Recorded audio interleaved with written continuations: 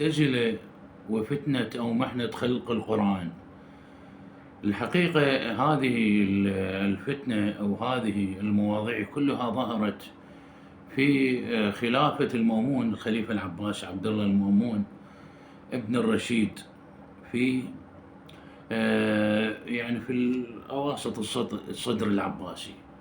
ففتنة خلق القرآن يعني اللي هي المعتزلة طبعا أخذت هذه الآراء. المعتزلة زين والأشاعرة زين. الأشاعرة يعني أهل السنة، مذهب الأشاعرة يعني مذهب أبي الحسن الأشعري اللي كان معتزلي، اللي كان أبي علي الجبائي هذا ماخذ أمه فتأثر بي وصار معتزلي اللي هو الأشعري اللي هو اللي درس عند أبي علي الجبائي. فبعدين طبعا من توفى أبي علي الجبائي صار الحقيقة ألعن مذهب الاعتزال زين وتبرأ من مذهب الاعتزال وصار أشعري يعني سنة، لأن هو اسمه الأشعري أبي الحسن الأشعري. يعني الأشاعرة يعني أهل السنة. المعتزلة شنو شأتهم؟ شنو معنى خلق القرآن؟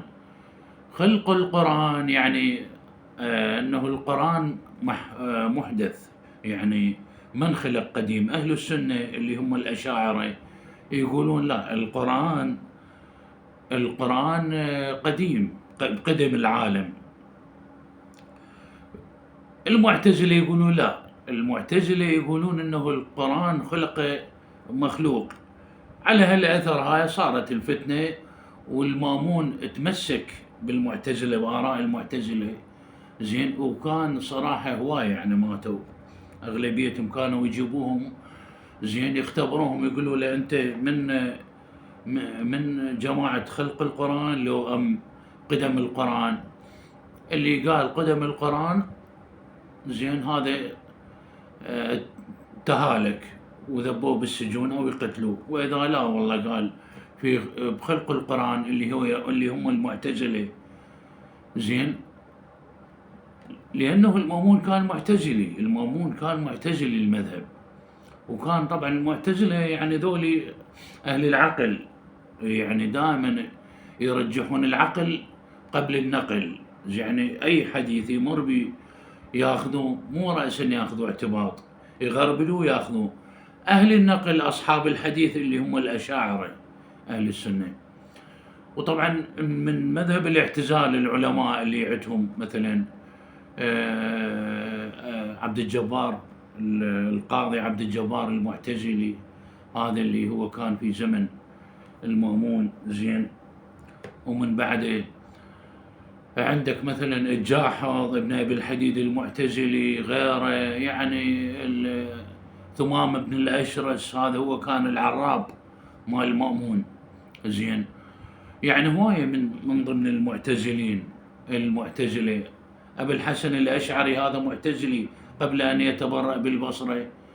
ومذهب الاعتزال مبين، يعني مذهب واصل بن عطاء، وبعدين يجي من بعده عمرو بن عبيد، اللي هم ذول كانوا تلاميذ عند الحسن البصري في بغداد، العفو في البصرة، بعدين جاءوا إلى بغداد في الخلافة العباسية. فخلق القرآن حتى كان أحمد بن حنبل، يعني الفتنة ليش يصحوا له فتنة أحمد مرات يعبرون عنها؟ يعني أكو مثلا موضوع أو عنوان فتنة أحمد بن حنبل، يعني فتنة خلق القرآن في زمن المعتزلة. أحمد بن حنبل هذا إمام مذهب الحنابلة، كان يقول بحدوث العفو بقدم العالم زين. هذا يعني أحمد يعني من المحدثين، يعني المحدثين يعني أهل الحديث، يعني من إمام أهل السنة. لكن المعتزلة يقولون لا بخلق القرآن. خلينا نشوف شنو معنى خلق القرآن وقدم القرآن. قدم القرآن يعني يقول لك لأنه قدم القرآن يعتبرون أنه القرآن يعني نشأ مع الله، يعني شلون قدم العالم، قدم الله. فما ممكن يعني احنا نقول لانه كلام الله. يقول لك انت ما يصير تقول انه بان القرآن مخلوق. هاي من هم ذولي اهل السنة واللي هم جماعة احمد بن حنبل. زين، المعتزلة يقولون لا، القرآن مخلوق. ليش مخلوق؟ لانه عندهم الادلة تقول انه يابا القرآن لانه جاء عن طريق آيات متنزلات نازلة، وطبعا كل آية تحتوي على موضوع. زين، والقرآن منزل، يعني فيقولون ما دام منزل إذن هي مواضيع مخلوقة. يعني هو صح من الله لكنه مو قديم، مخلوق. طبعا المعتزلة يعني جهابذة، يعني مو ناس عاديين. زين، وحتى اكو بزمن اعتقد الواثق اللي هم الخلفاء ثلاثة، عندهم اللي تأثروا فكرة الاعتزال. أولهم المامون، والثاني اللي هو الواثق والمعتصم. زين، ذولي ثلاثتهم. وبعدين اجى من بعدهم أحد الخلفاء اللي هو العفو المتوكل لا أتأثر بأهل الحديث، بعلماء السنة. ليش يقول لك المتوكل محيي السنة؟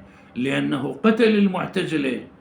أنا نكل بهم وأذاقهم المر، يعني نعم بخلق القرآن. شكو واحد يقول بخلق القرآن يقتلوه. لابد أن تقول بقدم القرآن. زين، مثل ما المامون في وقته قال بخلق القرآن. زين، واللي يقول بقدم القرآن يقتلوه. فشوف يعني كل من متأثر برأيه. لكن شنو معنى المعتزلة؟ ما جاي يعني آراء